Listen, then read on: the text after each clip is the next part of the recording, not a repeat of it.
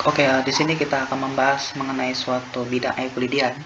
Kita tahu bidang Euclidean itu adalah representatif dari koordinat dua koordinat, ya, titik x dan titik y.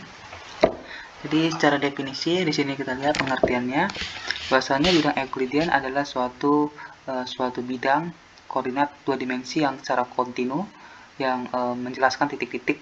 Misalnya jika titik satu ke titik yang lainnya itu akan bersinggungan. Jadi kalau kita buat di dalam bentuk PowerPoint dulu, kita buat di sini ya. Jadi maksud daripada ini koordinat kartesian itu seperti ini ya. Mana draw? Oke. Jika ada titik ini ada bidang ya, bidang x misalkan, bidang y. Nah, ini artinya koordinatnya adalah x, y kan gitu. Nah, titik di sini kita anggap sebagai 1, titik di sini itu disebut sebagai ambillah 10 misalkan. Artinya dia di titik x-nya itu 1 dan titik y-nya itu adalah 10, kan seperti itu secara definisi. Yang dimana kalau misalnya dia ada bidang lagi di sini misalkan pada titik di sini, yaitu di sini ya. Nah, kita anggap bahwasannya y-nya itu adalah 3 dan x-nya itu adalah 4 misalkan. Nah, daripada dua titik ini akan merepresentasikan yang disebut dengan jarak ya.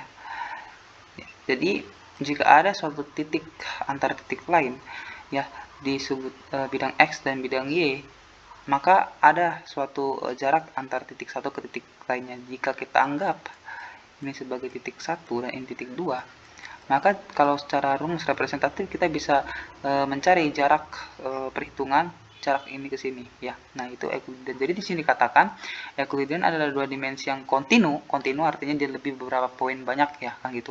Titiknya banyak, jadi secara kontinu gitu yang menjelaskan secara pengantar deskripsi antara jarak titik satu ke titik yang lainnya.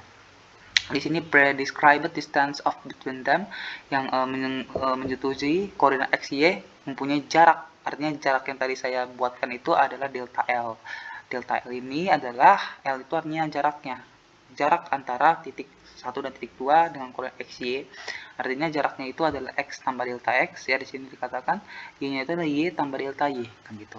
Jadi representasi daripada visualisasi yang tadi atau bisa kita lihat di sini itu artinya delta L itu adalah delta L kuadrat adalah delta x kuadrat tambah delta y kuadrat. Nah, kita anggap di sini ada titik B, di sini titik C, titik A. Artinya jarak titik B ke titik C bisa juga delta L ya. Ya, delta L. Nah, dari titik kalau kita buat ke dalam suatu vertikal ya, sumbu Y saja ini delta Y dan delta X. Artinya adalah penjumlahan akar kuadrat daripada delta Y tambah delta X itu adalah delta L gitu. Jadi X tambah delta X, Y tambah delta Y kan gitu. Nah, kenapa? Jadi kalau mau mendapat delta L adalah akar delta X tambah delta Y kan seperti itu. Jadi rumus 2.1 itu merepresentasikan untuk delta L atau jarak antara titik B dan titik C di sini ya. Di sini jarak antara XY dan X tambah delta X, Y adalah delta X dengan jarak antara X, Y dan X, Y tambah delta Y adalah delta Y dengan mengasumsikan bahwa delta X dan delta Y itu lebih besar dari 0. Maka ada pengaruh, dia bisa negatif juga. Ya. Nah, X, Y tambah delta Y itu disebut dengan delta Y kalau kita mengasumsikan untuk perpindahan daripada delta X dan delta Y itu lebih besar dari 0. Nah, ini adalah koordinat, garis koordinat. Misalnya di sini garis daripada Y yang dimana adalah konstan dilihat daripada koordinat X barang garis. Nah, dimana X adalah konstan yang dipanggil Y koordinat garis. Ya, maka koordinat kartesian ini merepresentasikan daripada suatu ukuran jarak antara garis koordinat. Untuk dua infinitesimal terdekat poin XY dan X tambah delta X, Y tambah delta Y, kita dapat bisa mengganti delta dengan D, di mana dx ini adalah suatu hal yang sangat kecil, yang memang tidak terlihat secara representatif. Kita bisa membandingkan ke 1 dan delta X kuadrat ini sangat kecil, yang dimana bisa kita bandingkan dengan delta X.